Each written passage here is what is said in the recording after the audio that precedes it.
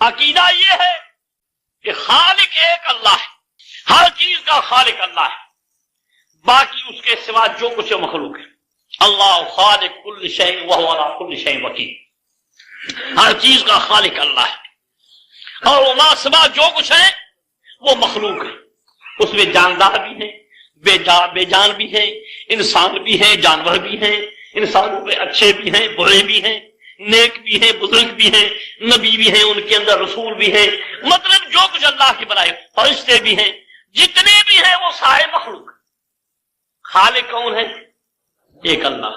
یا ایھا الناس اذکروا نعمت اللہ علیکم ھل من خالق غیر اللہ، اے انسانو اللہ کی نعمت یاد کرو، کیا اللہ کے سوا کوئی خالق ہے؟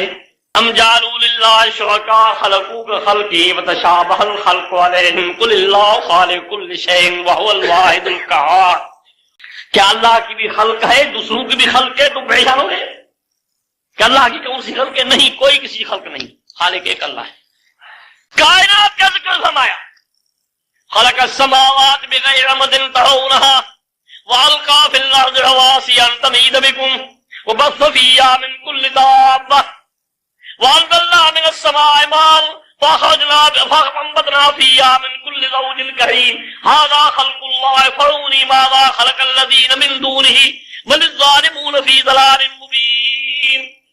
پوری دنیا کو چیلنج ہے، مسلمان کہلائے، عیسائی ہو، یہودی ہو، سناتن دھرمی ہو، سکھ ہو، ہندو ہو، بدھ مذہب ہو، کوئی بھی فرقہ ہو، جینی مذہب ہو، جو بھی ہو، سب کو کہتا ہے، مجوسی ہو، سب کو کہتا ہے، بتاؤ یہ کائنات جو کھڑی ہے یہ تو اللہ نے بنائی ہے۔ ھذا خلق اللہ، عام چیلنج ہے، ھذا خلق اللہ، یہ تو ہے اللہ کی خلق، ان کی بنائی ہوئی۔ فارونی ماذا خلق الذین من دونہ، تم بھی اپنوں کی کوئی خلق بتلاؤ، دکھاؤ، کوئی ہے؟ نہیں۔ جب سارے مخلوق ہیں، ایک اللہ، سمجھ آئی بات؟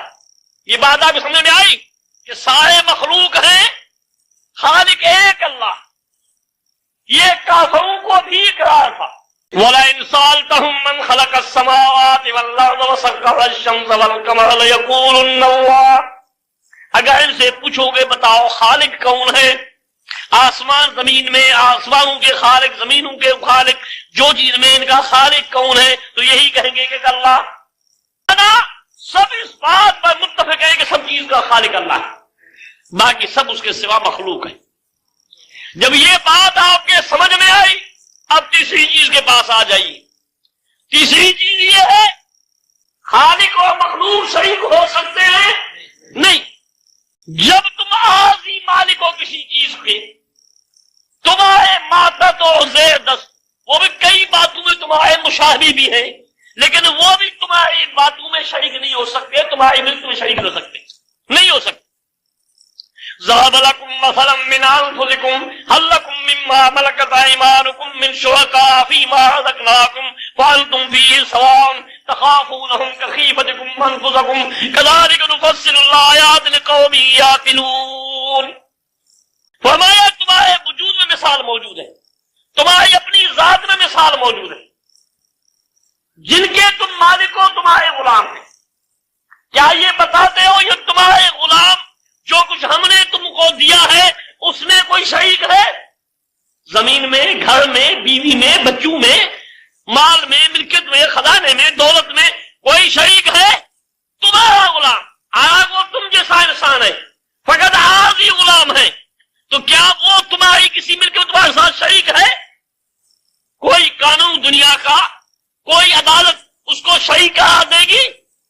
نہیں دے گی۔ تو پھر خالق اور مخلوق کیسے شریک ہو سکتے ہیں؟ سمجھ آئی بات؟ وہ تو اعلیٰ بادشاہ ہے، انا اغنى الشركاء عن الشرك، میں سب شریک سے زیادہ بے پرواہ، مجھے کسی شراکت والی چیز ہی نہیں چاہیے۔